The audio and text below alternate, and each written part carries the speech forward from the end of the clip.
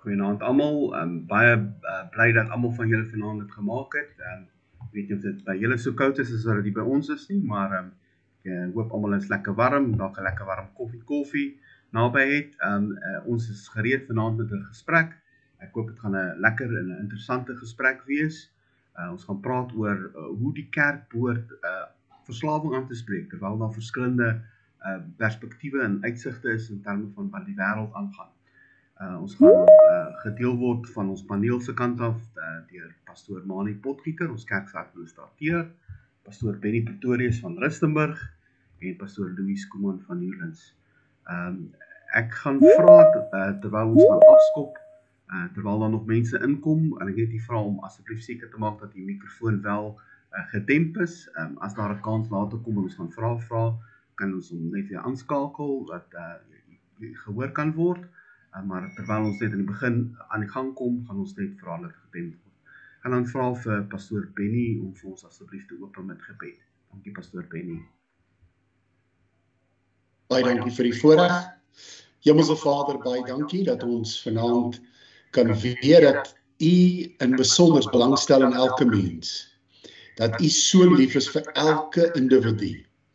Maak nie saak watter probleem ons mee sukkel nie, ons kan altyd na U toe gaan. En vanaand weet ons ook dat hierdie gesprek oplossings gaan bied vir 'n wêreld wat U so nodig het. Dankie vir die voorreg om dit te kan doen. Seën ons, seën elke spreker en seën elke persoon vanaand wat hier saam luister. Ons loof en ons eer in Jesus naam. Amen. Amen, baie dankie.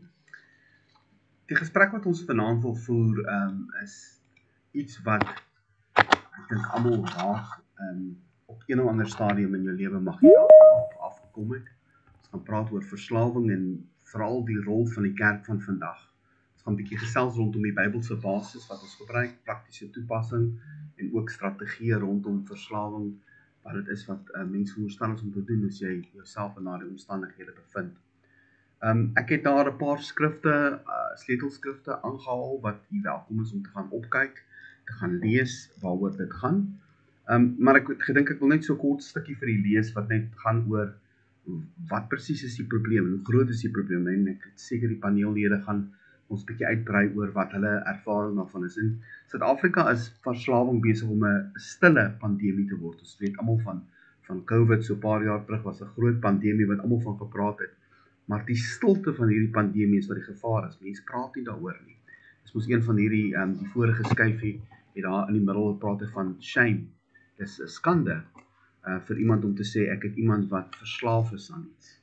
En hierdie verslawing as 'n pandemie tussen gesinne, gemeenskappe, partykeer selfs kerk, gemeentes, wat dinge redelik ontwrig word. My ervaring en die inligting wat ek na gekyk het, sê dat jong mense het besonderse groot blootstelling daaraan. Die gemiddelde ouderdom vir dwelmverslawings in Suid-Afrika begin nou al so vroeg as 12 jaar. Helfte van die tieners, as jy met 'n tiener praat, het alreeds blootstelling gehad of gebruik reeds alkohol. Maar ons weet verslawing is nie beperk tot 'n sekere ouderdomsgroep nie. Dit betref volwassenes, ouers, ja selfs geestelike leiers en bejaardes. Niemand is immuun nie. Na beraming van Suid-Afrika se statistieke is soveel as 15% van Suid-Afrika se bevolking reeds verslaafd. Hierdie toenemende realiteit vra dat die kerk nie net meer kyk na die omstandighede nie, maar begin optree. En die vraag is, hoe doen ons dit met begrip, genade en verantwoordelikheid?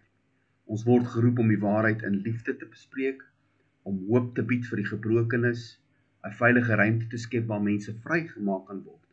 Die vraag is nie of ons moet reageer nie, maar hoe ons dit met geloof, wysheid en deernis sal doen. Dit is vir my 'n groot voorreg om vanaand die gesprek te begin. Pastoor Joshua Kutse, baie dankie dat hy aangebied het, was self in verslawing gewees en die geleentheid is vir ons gebied. Hy het gesê hy is bereid om sy getuienis te gee. So voordat ons gaan oorgee aan die paneel van sprekers wat ons gaan oor vra en bietjie hulle opinie kry, het hy ingewillig om vir ons 'n getuienis te gee. Joshua, as jy daar is, jy is welkom om jou mikrofoon aan te skakel en ons gee vir jou tydjie. Hallo Pastor Johnny, baie dankie. Baie welkom aan almal en groet aan almal wat hier is. As ek Engels en Afrikaans wissel, moenie my kwaadlik neem nie asseblief. So I just want to just give the testimony and in die getuienis net tot die glorie en tot die eer van die Here. Een van die moeilike dinge met 'n getuienis is dat baie keer moet jy maar ek sê. Maar ek wil nie te veel ek sê nie. Ek wil regtig die eer aan die Here gee. My getuienis, as ek hom moet bring, sal dit baie langer wees, maar ek gaan hom verkort vir die tyd. Pastor Johnny gesê dat ek het net 20 minute, nee. 5. Nee, ek dink dit was 5 minute. Ek het net 5 minute, ek weet. Net 5 minute. En ek het in die huis van die Here groot geword, my pa se pastoor en soos ons weet, omdat jou pa die Here ken, bedoel nie dat jy die Here ken nie, en omdat jou pa die Here dien, bedoel nie dat jy die Here dien nie. En ek was in die skool en nie besef dat omdat ek op 'n jong ouderdom die Here geken het en lief gehad het, sou mense my nie like en altyd wil vriende met my wees nie, en die wêreld stoot altyd die kinders van die Here weg. So op 'n jong ouderdom het ek nie verstaan hoekom ek nie baie vriende gehad het nie. En hier by hoërskoolse kant het ek bietjie gehardloop en I became a little bit more popular, as ek kan sê, en 1 of 2 vriende gehad en daar blootgestel aan alkohol, en dit het van alkohol beweeg tot bietjie van daggerook. En ek onthou ek was genooi na 'n partytjie toe deur een van die meisies in die skool. Groot ding vir my, want ek is nie nou iemand wat baie vriende het nie. Nou nooi 'n meisie my na 'n plek toe en ek is bereid te gaan. En toe vind ek uit ons gaan saam met haar boyfriend. Ons gaan nie na 'n partytjie toe, ons gaan na 'n rave toe. By hierdie rave is daar so 5-6 000 mense. Ons gaan nie na die partytjie toe om te partytjie nie, maar haar boyfriend is 'n drug dealer. So ons gaan om drugs nou te verkoop. En ek het nie geweet wat ons gaan maak nie. En toe ons nou klaar hierdie dwelms verkoop het, gee hy vir my een. En ja, dit was die begin van 'n pad wat afgeloop het. En dit het opgeëindig waar ek 13 jaar min of meer verslaaf was aan verskeie tipe dwelms. Dit het van alkohol beweeg en dit was regtig soos ons dit dink, 'n vriendekring en dan 'n slegte vriendekring en dan heel wat 'n slegter vriendekring. En dit het beweeg van 'n tydperk van elke naweek, elke nou en dan, tot oor 'n spasie van 'n jaar of 2 jaar het dit beweeg na elke naweek. En toe dit gevorder aan nie net die naweek, maar donderdag, Vrydag, Saterdag en nou Sondag. En dit het gewerk of geloop van alkohol en dag het dit geloop aan die ecstasy en die dinge in die neus en al daai goedjies. En so het dit gevorder en progress. En in die begin is dit ietsie waar dis 'n vriendekring en ek kry nou aanvaring van mense wat ek nie gekry het nie vooraf. En dit was lekker gewees en iewers skielik op 'n oomblik kry die chemikalie hou vas aan jou en dan word jy verslaaf aan daai chemikalie. And I've heard somebody say it once, is that when something is on the outside of you, it's easy to resist, but once it gets on the inside of you, it drives you from the inside. I didn't realize it at the time, maar ek dink ek was seker verslaaf. Daar was seker 'n duiwel of 2 binne my gewees en in beheer van daai situasie, want ek het op die plek gekom waar ek wou stop, maar ek kon nie stop nie, want daar was ietsie binne wat gedrywe het.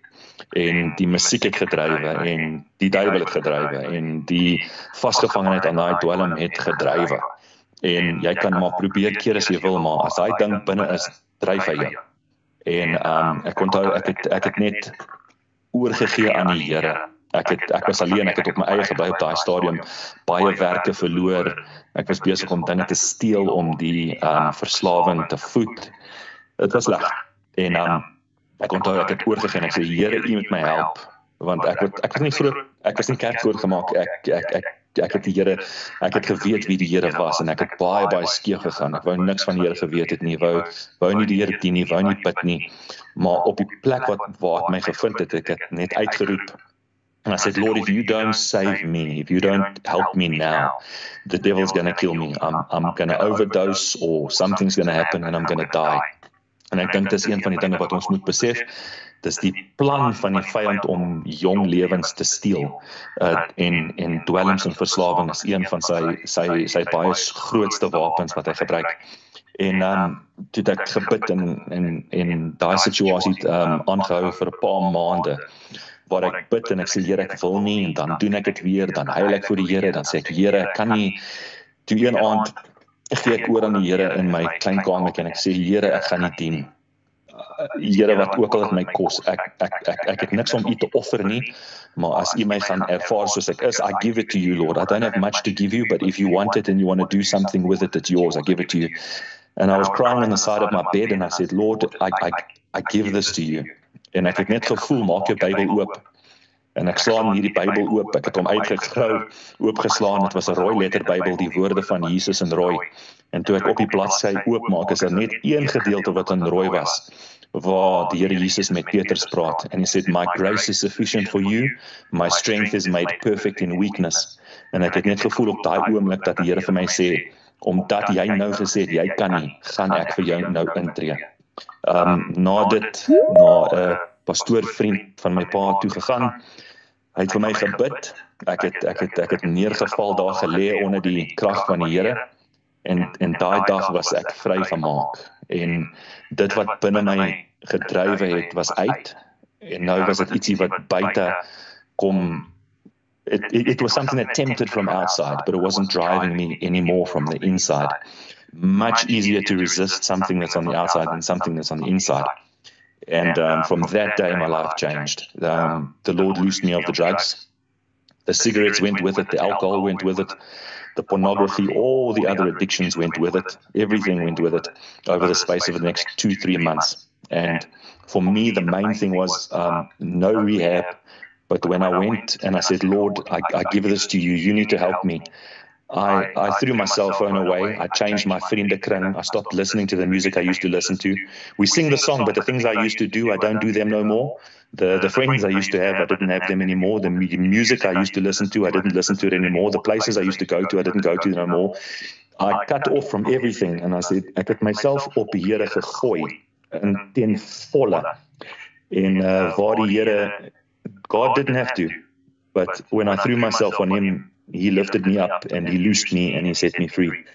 And it's baie gevaarlike ding. And we need to tell our kids not to play games with it, because once it gets you, it gets you. And I think that our greatest weapon is the Holy Spirit, and our greatest weapon is the God that we serve, because he came to give life and life more abundantly. And if a verslawe person will throw themselves on God, throw themselves, don't hold it back, but throw back and say, Here, ek kan nie meer nie, ek vertrou U met my hele lewe. I know God can loose because he loosed me. So just with that, I want to give God all the glory, the honor, and the praise. I never saved myself, he saved me. He didn't need to save me, I don't deserve it, but he saved me. En ek gee die Here al die eer daarvoor. Amen. Thank you, Brother John. Loof die Here, wonderlike getuienis. Dankie, Pastor Joshua, ek waardeer dit. So ons wil nou graag inklim in die gesprek, en ek het gedink ek wil vanaand in die gesprek opendeer te sê, ek verwag nie dat ons experts, professionele kenners het in die gesprek nie, maar ons is mense, ons is net normale mense. Ek dink baie keer is daar 'n verwarring om te dink, want jy die titel van pastoor dra, miskien dalk iewers gestudeer het, dat jy skielik al die antwoorde het. Die wêreld het nie eens al die antwoorde nie. Ons soek ook na antwoorde, maar ek dink ons gaan 'n goeie gesprek hê, en ek dink dis wat belangrik is. Ek wil u ook aanpoor om deel te neem in die gesprek. Die chat opsie is daar, so jy het nie nodig om in die mikrofoon dit aan te sit en te praat. As daar enige kommentaar is wat jy wil lewer, jy kan dit wel intik, ons sal ook daarna kyk en seker maak ons bring dit in die gesprek in. En as daar vrae is, asseblief gebruik die vermoë, jy kan jou hand opsteek, daar's 'n knoppie wat sê raise, dan sal ons dit sien en dan kan ons ook daarop reageer. Ek wil graag vir die paneel vra, en ons het besluit, ons gaan nie regtig spesifiseer wie antwoord nie, so ons gaan maar so in die ronde gaan, wie ook al voel hulle het iets om by te voeg, gaan dit byvoeg by ons voorbereide vrae. My eerste vraag het gegaan oor net 'n definisie. En die vraag is, wat is verslawing? Wat presies is dit uit ons perspektief uit? Hoe sien ons dit? Party mense sê dit is 'n sonde, party mense sê dit is 'n siekte, slegte gewoonte, iets anderste. Ek verwelkom my paneellede, enige een van hulle wat voel hulle wil eerste inspring en dit begin antwoord. U is welkom. Ons sit nou vir mekaar en kyk, dankie Louis. Goeienaand aan almal. Goed, ons het so hele ruk terug 'n studie gedoen rondom hierdie saak spesifiek hier in Newlands waar ons is as gevolg van die hoë misdaad en die hoë dwelms gebruik hier waar ons tans is. Ons moet een ding besef dat wanneer jy verslaaf is dit nie noodwendig sonde nie. Ja, dit is sonde, ons kan nie dit verbypraat of dit goed praat nie.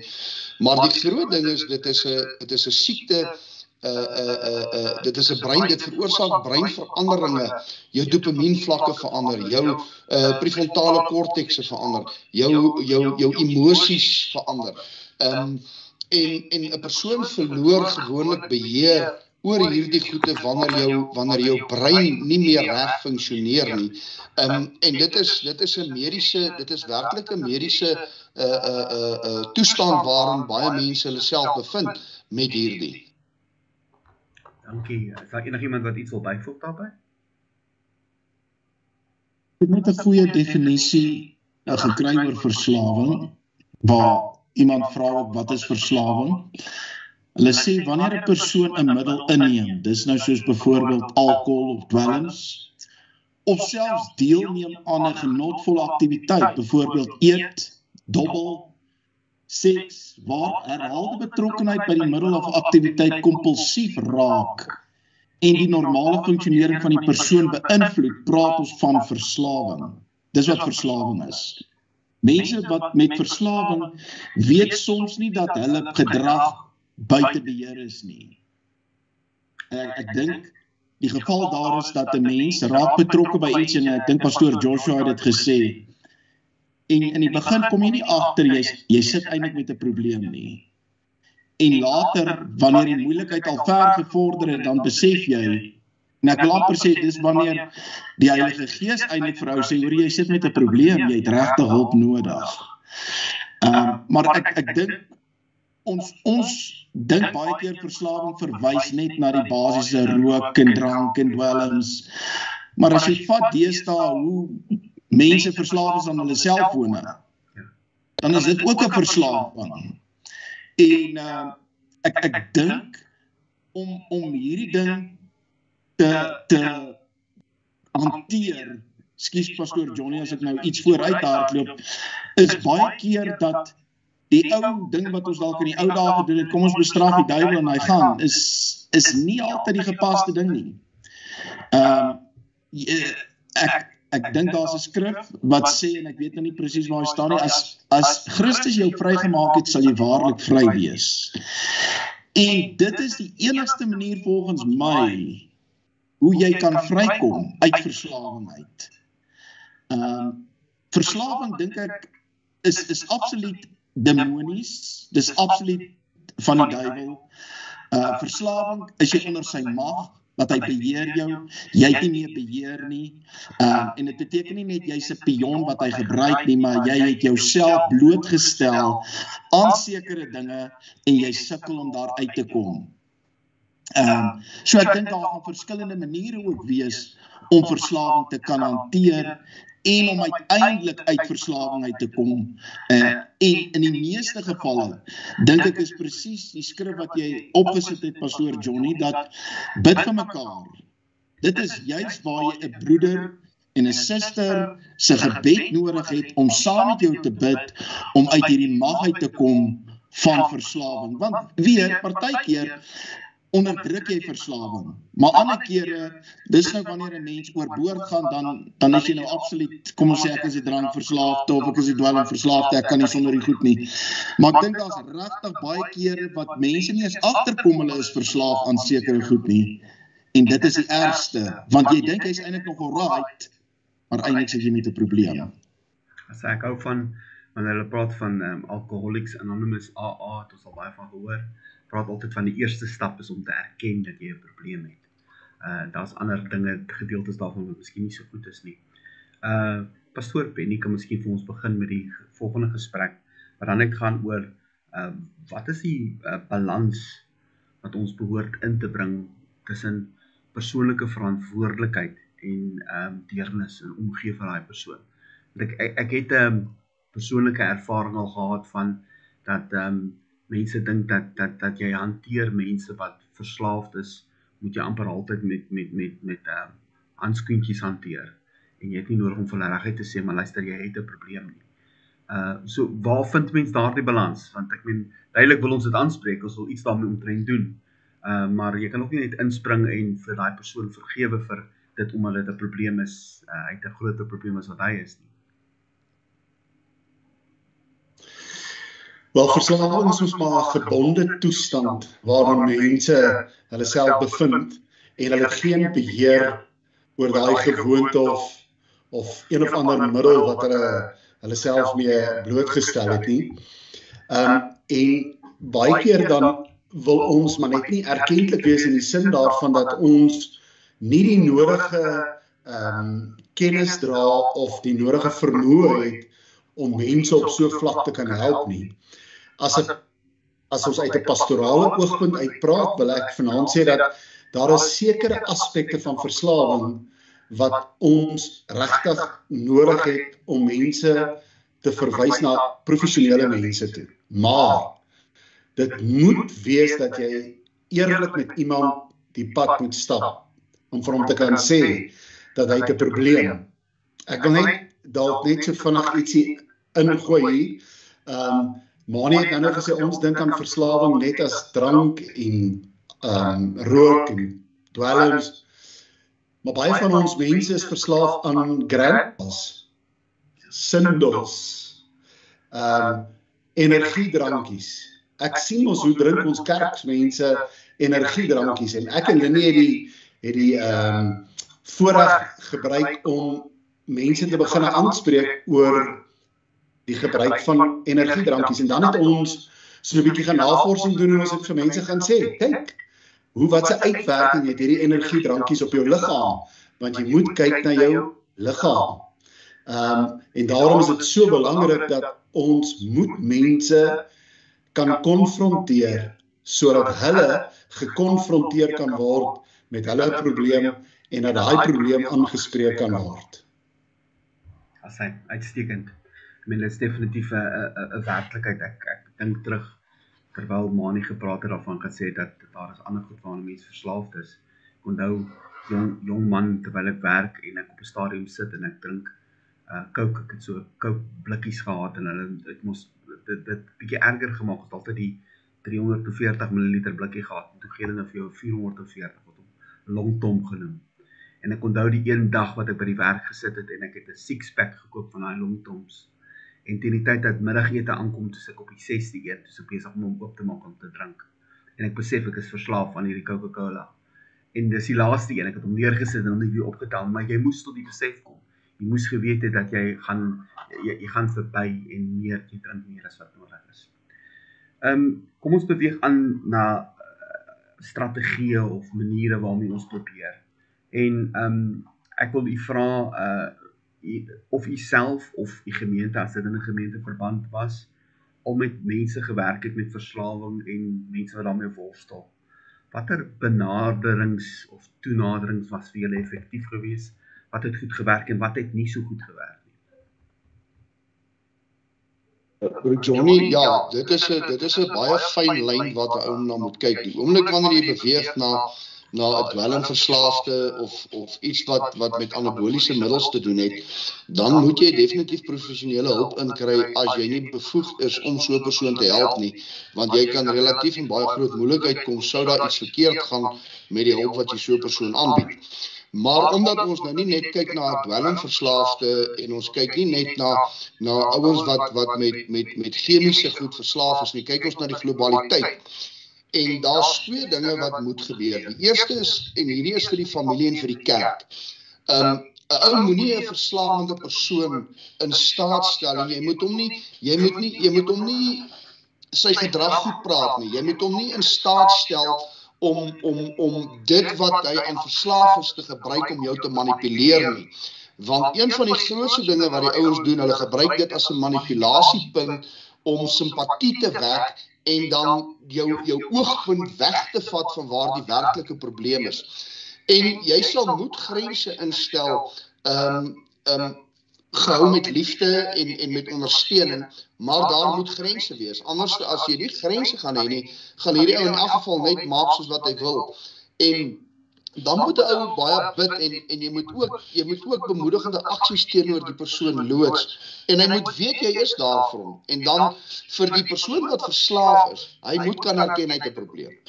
As hy nie erken hy het 'n probleem nie, kan jy daai ou ongelukkig glad nie help nie, want jy kan hom na 'n rehabilitasiesentrum toe stuur, jy kan hom na enige plek toe stuur, hy gaan daar uitkom en hy gaan aangaan met dit wat hy gedoen het. En dan moet jy, die belangrikste van dit alles is om begin dat hy sy verhouding met God kan herstel. En die oomblik as hy sy verhouding met God kan herstel, dan begin die innerlike genesing waarvan pastoor Joshua ook gepraat het, dan begin jou innerlike genesing plaasvind wat dan uitspeel na buite toe. Ek wil ook net sê dat ons moet net nie vergeet dat trauma 'n enorme rol speel in mense se lewens nie. Jy moet trauma kan aanspreek. Baie van verslawing is maar die begin van trauma. En mense het harde werklikhede, realiteite, lewens wat baie vol trauma is.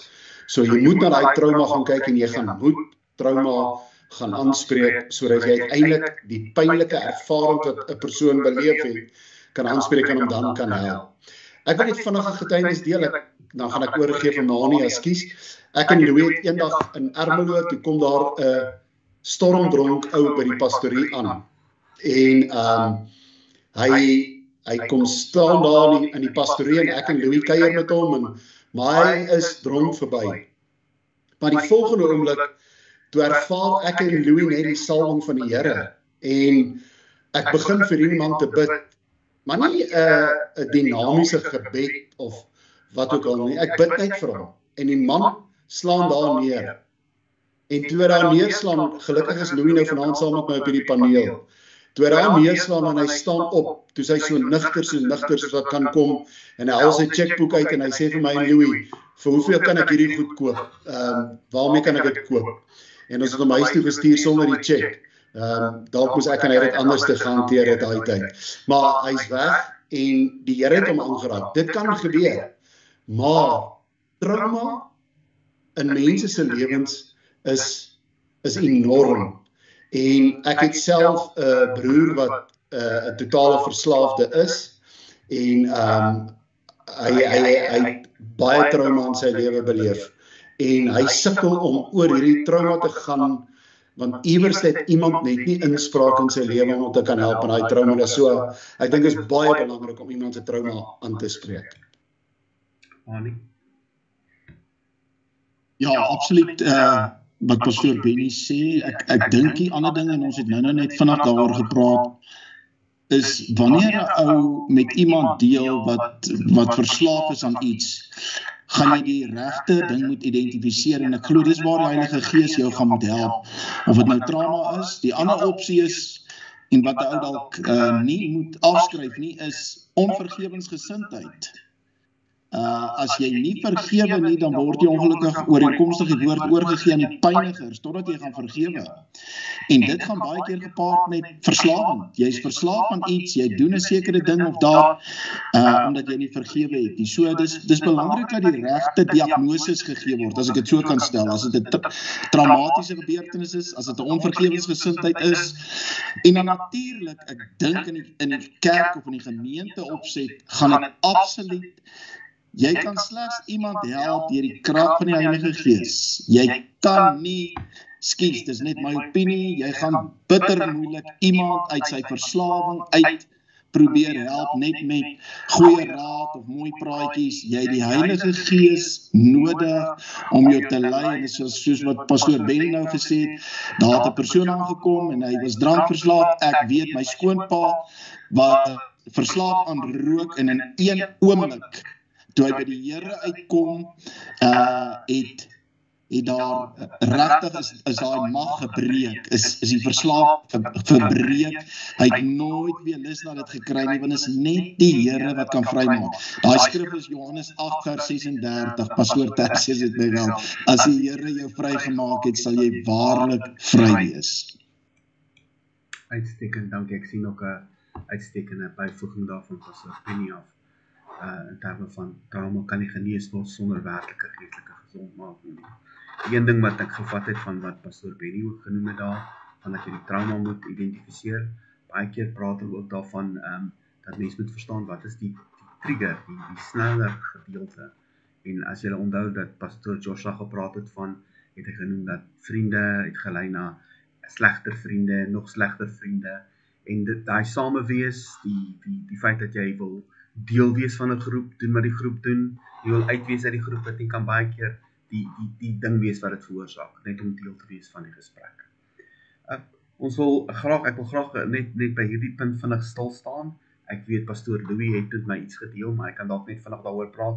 Programme, vennootskappe of spesifieke roepings in die gemeente, wat help jy mee?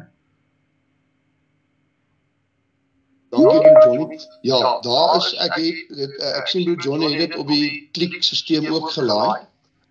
Daar's 'n hele lys van mense en maatskappye wat help. Sou jy, want ons het al gevind baie keer kom jy op 'n plek en dan is daar iemand wat verslaaf is en jy weet nie hoe om hierdie ou te help nie, jy het nêrens om hom te stuur. En so daar's 'n hele lys wat broer Johnny op klik gesit het waar jy mense aan die hande kan kry wat bevoegd en gekwalifiseerd is, en dit is alles geestelik, dit is nie hierdie ouens wat met allerlei snaakse goed besig is nie, dis ouens wat geestelik mense help om by die Here uit te kom en dan deur dit by die verslawing te kan oorwin.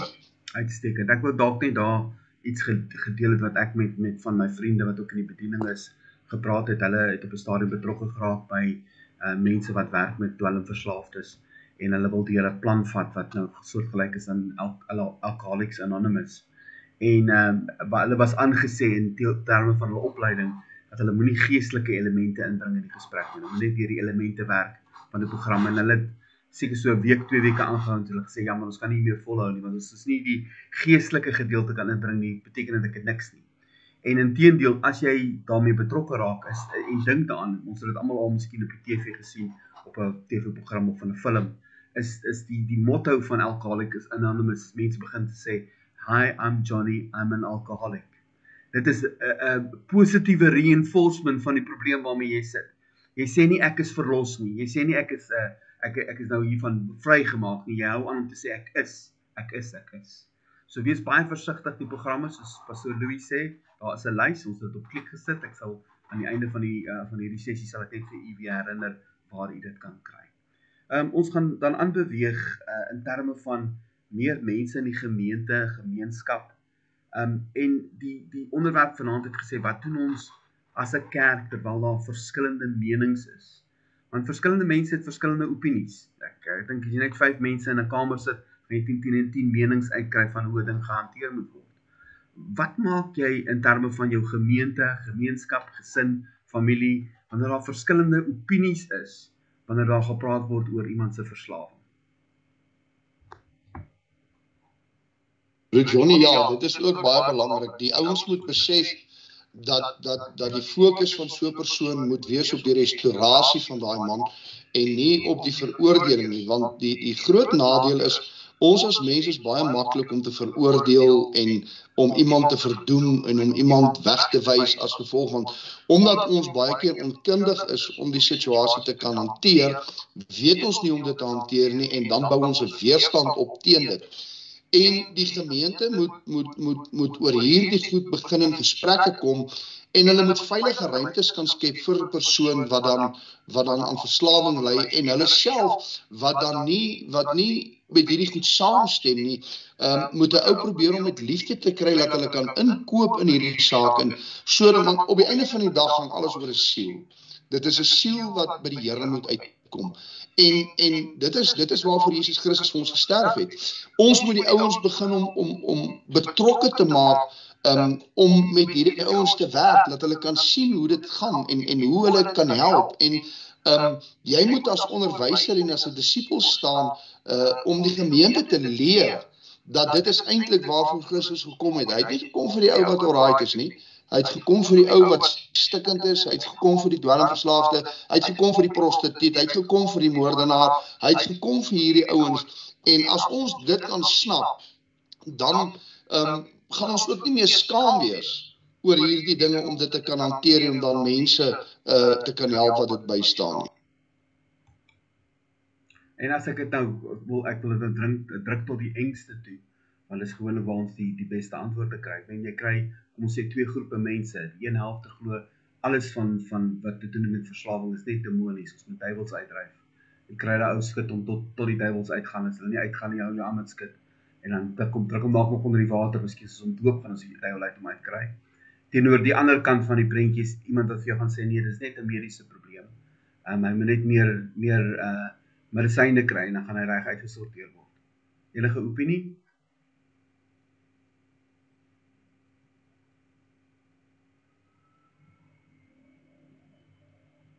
Dat mense geleer word. En ek dink, 'n gesprek soos vanaand gee baie lig op hierdie onderwerp, want as ons nie tot die kennis toe kom nie, dan gaan ons ook nie weet om die probleem te hanteer nie. Ek dink daar was dalk in die verlede uit onkunde uit was sekere situasies verkeerd hanteer en die probleem is nooit gehanteer nie. So ek dink dit is belangrik vir enige pastoor om sy gemeente te leer, veral ook ten opsigte van hierdie aspek van verslawing, dat mense verstaan daar is verskillende, ek wil amper sê daar's verskillende vlakke van verslawing. Daar's verskillende redes, trauma's het ons net nou bespreek en al die ander goed wat ons nou oor gepraat het. En laat mense geleer word, dit is die doel van die kerk. Die kerk is 'n hospitaal. Die skrif kom net by my in Lukas 4 vers 18 en 19 waar Jesus basies sê, hoekom? Want hy is gesalf met die Heilige Gees, die Heilige Gees is op hom, want hy het hom gesalf om die evangelie te bring aan die armes, hy het gestuur om die wat verbryseld van hart is te genees, om aan die gevangenes vrylating te verkondig, en aan die blindes herstel van gesig, en dit is die doel van die kerk, is juis om mense wat verslawend is, ook te kan help, en dis daarom regtig baie belangrik dat ou hierdie tipe groep vir jou gemeente leer. Mense moet geleer word. Ons gaan ten gronde weens 'n gebrek aan kennis, en dit is nie net 'n gebrek aan kennis aan die woord nie, dis 'n gebrek aan kennis in die samelewing, want ons het nie kennis nie. So dis wat ek net wil sê is, Pastoor Johnny, in antwoord op jou vraag is dat gemeentes moet geleer word, mense moet geleer word, die kerk moet geleer word, dat ons gaan al meer, en ek dink jy het net nou statistieke goed genoem wat ons nie eintlik besef het nie.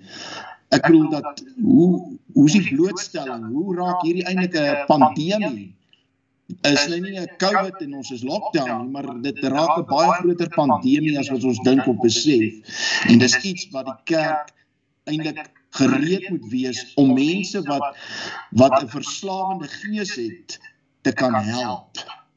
Dis wat ons moet doen. Uitstekend, dankie. Benny, Ekskuus Pastoor Johnny, onbetrokkenheid bring onkunde. En ongelukkig is baie van ons lidmate onbetrokke.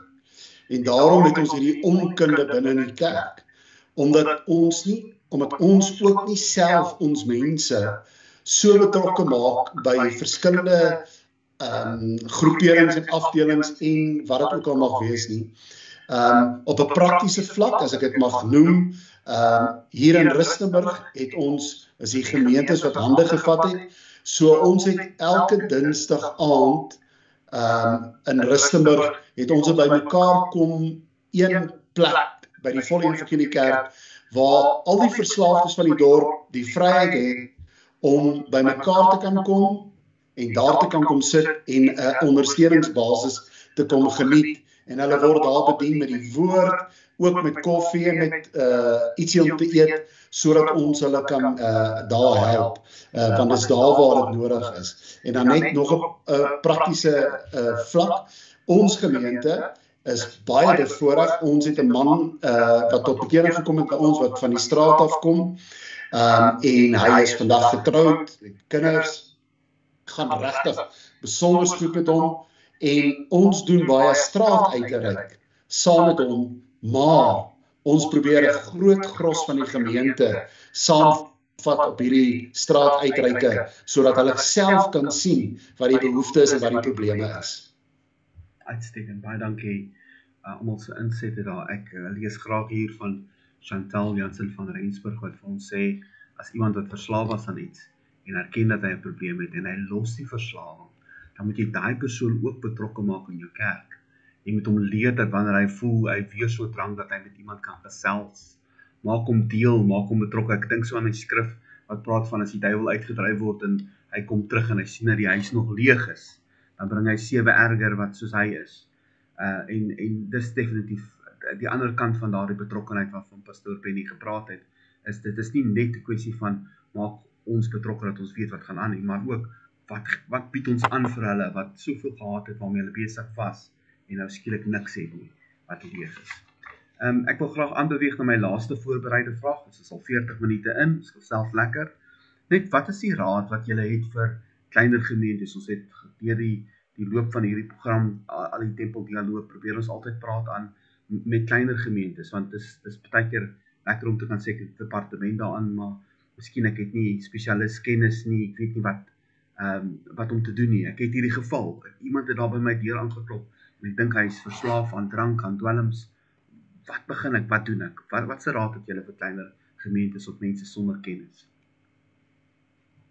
As dit reg is met julle, gaan ek sommer eers begin. Dis baie belangrik om hande te vat met die res van die kerklike gemeenskap. Ons kan nie alleen staan nie. Ons het ander mense nodig. Daarom moet ons uitreik en hande vat met ander gemeentes, met ander mense, sodat ons mekaar kan ondersteun en kan help. En veral op plattelandse dorpe en klein dorpe is dit so belangrik om hande te vat en uit te reik en te kan sê, my boetie en my sussie wat saam met my in die bediening is, net in 'n ander kerk, genootskap, is juist daar dat ons mekaar kan help en kan ondersteun. Ek het nou net vir julle gesê dat ons is betrokke saam met die Volle Evangelie Kerk. Ek stuur my mense wat uit 'n rehab uitkom, stuur ek na die Volle se dinsdae toe. Dis daar waar hulle gehelp word, dis daar waar hulle geondersteun word, want ons het nie altyd die nodige kennis of hulp binne in ons gemeentes nie. So dit is so belangrik om hande te vat met die kerkgemeenskap. Baie belangrik. Uitstekend. Pastor Johnny, as ek 'n voorstel kan maak, en is dink ek na aanleiding van jou vraag en dit wat Benny gesê het nou, is dat ek dink is nodig vir die kerk, en as ek nou praat van die kerk, dan praat ek nou spesifiek van lede in Christus, is laat ons eintlik spesialiste op verskillende gebiede kry. Dan beteken dit, iemand wat in 'n klein gemeente is, of in 'n klein opset, kan iemand raadpleeg, of om na iemand te verwys. Ek onthou, daar was persone soos byvoorbeeld pastoor Kobus Vosloo. As jy byvoorbeeld, as dit gaan oor, kom ons sê, duiwels uitdryf, by wyse van 'n voorbeeld, dan kon jy met hom praat. Daar is andere met wie jy oor sekere aspekte kon navraag doen, want ek verstaan, in 'n klein gemeente, waar begin jy? Dalk is dit 'n klein gemeenskap, dalk so iewers sou dit baie belangrik wees, en ek sien pastoor Rian is ook op die forum, is laat hy eintlik reg deur die kerk is laat ons iewers mense kry wat ingelig is oor sekere aspekte, veral hier's verslawing nou 'n voorbeeld. Nou sit 'n pastoor met 'n verslawende persoon in sy gemeente, hy weet nie hoe om te hanteer nie, dan moet ons iewers 'n verwysingsraamwerk hê wat daai persoon kan sê, okay, as jy daai tipe probleem het, praat met daai persoon. Ek stem absoluut saam, pastoor Benny, ek stem absoluut saam, ons moet hande vat met ons broers en susters in ander kerke. Ek dink net as 'n beginpunt, is dit partykeer baie belangrik, as ek onthou maar in 'n maatskappy opset, as ek nou met 'n situasie te doen gestaan het en ek het die regsafdeling nodig gehad, dan het ek iemand uit die regsafdeling gekontak om my te help.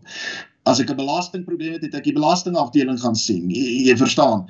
En ek dink iets soortgelyk sal eintlik baie goed wees in die kerk opset, dat wanneer persone wat in areas is wat regtig dalk hulp nodig het, eerste verwysing na binne toe kan kom en vra, hoorie, okay, met wie kan ek praat? Hier's 'n persoon wat jou met daai onderwerp of daai situasie kan help. Absoluut, baie dankie Mani.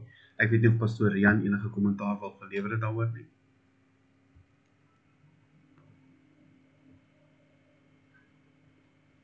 Goeienaand broers, ja nee, definitief, ek stem met Mani saam. Dit sal goed wees as ons dalk miskien in die seminarie en selfs ook op hoofvlak net gou by mekaar kom sê, goed, kom ons, miskien moet ons dalk met die werkerskonferensie ook by mekaar kom sê, hoor hierso, ouens wat hulle hande wil opsteek en sê, hoor ons betrokke raak, sê by berading of by, soos ons genoem het, pastoor Vosloo wat sê, goed, hy wil uitdryf en so, laat ons dan sê, ons het sulke tipe ouens wat jy het, en dan in plaas daarvan dat ons die ouens beskikbaar stel om reg oor die land te beweeg en te sê, hoor, daar's 'n hulplyn. As ons 'n alkohol anoniem hulplyn het vir die kerk, kom ons sê Leer in Christus, ons het 3 of 4, 5 pastore, waar pastoor Louis Koeman byvoorbeeld sê, hy vat die leidende rol, en hy kan ons help daarmee, of ons kan sê, pastoor Benny vat die leidende rol vir iets anders dit, of pastoor Joshua vat die leidende rol vir, ek vat nou net 'n voorbeeld, vir die dwelmverslaafdes. Laat ons miskien aan ons pastore met die komende werkerskonferensie sê, hoor, ons wil na 'n paar hulplyne kyk, ons moet 'n hulplyn, en dan het ons hierdie hulplyne wat interne beskikbaar is vir ons pastore, en ons kan miskien 'n forum stel vir hierdie ouens en sê, goed, ons kan ons oplei in hierdie tipe van werk, en dan van daar af kan ons die ouens verder vat, maar ten minste in die kleiner gemeentes het ons dan 'n pastoor wat iemand kan bel, wat miskien op 'n spesifieke area vinnig hulp nodig het, en hy sê, hy bel vir pastoor Mani, of hy bel vir pastoor Ludolf. Ek dink dis 'n goeie idee, ons kan definitief na so iets kyk binne die kerk, en dan van daar af die ouens bemagtig om dan verder hierdie tipe van aksies te neem. Pastoor Johnny, jy kan vir ons weer terug gaan op die lyn. Dankie man, mag die Here julle seën. Uitstekend, dankie pastoor Jan. Ek moet ook net by sê daarby, terwyl Mani dit noem as 'n voorstel, ek hou van netwerke. Netwerke is seker die belangrikste ding wat 'n mens kan doen, as jy dink aan menseverhoudings, is tog maar waaroor dit gaan. Netwerk is net die volgende vlak daarvan, en dis vir my baie aangenaam en inspirerend as ek sien hoe die netwerke begin groei binne ons gemeentes. Ons het nou die Safrek gedeelte wat nou redelik aktief is reg oor die land. Dit is my aangenaam nou die dag met ons Weskaapse streeksvergadering, het ons 'n kapelaan in die omgewing gehad wat uitgereik het, ons vergadering bygewoon het, met ons gesels het.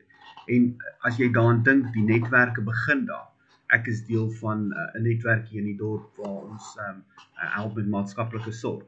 En wanneer jy netwerke aan mekaar begin voorstel, dis wanneer jy begin, ons altyd gesê in die maatskappye, 2 + 2 is gelyk aan 5, sinergie. Nou is dit nie net meer een persoon wat werk nie, maar ek weet van iemand anders, ek weet om iemand te kontak, en ek dink dis presies die punt wat opgekom het. Ons is op die einde van ons oop vrae en voorbereide vrae.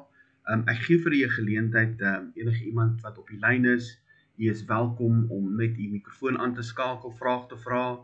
U is nog steeds welkom om u vrae op die chat gedeelte te sit. Ons sal dit daar probeer volg en seker maak ons kry daarop 'n antwoord. Maar ons is welkom u vrae. U is meer as welkom. Ja, ek sien daar pastoor Frik, dink ek het sy hand op, ek kan maar vra. Daar sê Johnny, ek wil nie eintlik iets vra, ek wil net ietsie noem wat baie belangrik is. Ek bring dit gereeld in wanneer ons opleiding aanbied, as dit gaan oor sommer by altaarwerk al, maar verseker wanneer dit is dat jy ook met iemand deel wat 'n verslaafde is. Moenie begin om iemand te help as jy hom nie kan deurhelp nie. En moenie iemand help omdat dit vir jou lekker is en dit gaan nie daaroor dat hierdie persoon die hulp het dat die Here hom of haar kan vrymaak. Dit moenie gaan oor jou nie, dit moet gaan oor die persoon wat die behoefte het. Uitstekend, ja. Definitief wees gesentreer rondom die persoon waaroor dit gaan. Onder goeie raad. Enigiemand anderste insette is welkom.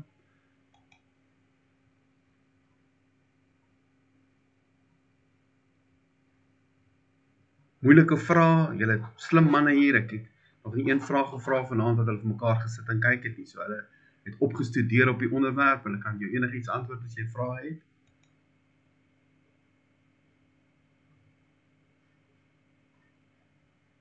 Ok, ek sien niks nie, ek gaan nie verder langer besig hou nie, ek wil net vinnig die laaste gedeelte doen. Jy sal sien, ons het al redelike onderwerpe gedek, ek moet groot verskoning vra, Pastoor Thomas Schoeman wat my altyd help met die oplaai van hierdie gedeeltes as ons dit op YouTube gaan plaas, het vir my die week gevra, Tempeldialoog nommer 6, so ek dink is daar een van diensbaarheid, het ongelukkig iewers verdwyn, ek moes hom gedelete het en hy het nie deurgegaan nie, maar ek dink meeste van die ander behoort daar te wees, so daar behoort 5 te wees van 1 deur tot by 6, behalwe nommer 5 is daar, jy is welkom om weer te gaan kyk, vanaand is nommer 7, dan is nog net 2 wat oorbly vir hierdie jaar en dan ons 'n laaste sessie in November maand wat ons gaan probeer om net so 'n bietjie 'n hersiening te doen oor al die onderwerpe waaroor ons gepraat het. Ek wil soos altyd wil ek u aanpoor om vir ons terugvoering te gee, so jy sal sien in die regterkant en dit gaan gewoonlik op die omsend uit, is daar 'n link waar jy kan terugvoer gee. Jy gaan as jy daarin gaan kan jy kies bo Afrikaans of Engels. Jy kies watter een van die Tempeldialoog jy of bygewoon het of op YouTube gekyk het en gee vir ons terugvoering daaroor. Pastoor Louis het vroeër genoem dat op klik het ons van die inligting gelaai, so as jy op klik is, gaan jy op HQ, dan sê jy library, en dan gaan jy daaronder sien woordskool of Bybelskool, en ons probeer om inhoud daar te laai. Daai lys daar sê Contact List Addiction Recovery Program, so daar's inligting daar vir u om te gee. U terugvoer is vir ons baie belangrik, dis net deur u terugvoer te kry dat ons gaan weet of ons op die regte pad is, of ons die regte onderwerpe aanraak. Ek het al baie terugvoer gekry oor ander onderwerpe, wat ek graag wil oor praat. Party mense het net gekyk na my lys van voorgestelde onderwerpe en daaroor hulle insigte gegee. Alles van dit is meer as welkom. Ons sien uit daarna om meer van u af te hoor. Sonder enige verdere openhoud gaan ek vir Pastoor Mani vra om vir ons asseblief die sessie afgesluit met gebed. Baie dankie Mani. Vader, baie dankie vanaand vir hierdie insiggewende tyd wat ons so saam kon gepraat het uit die woord uit.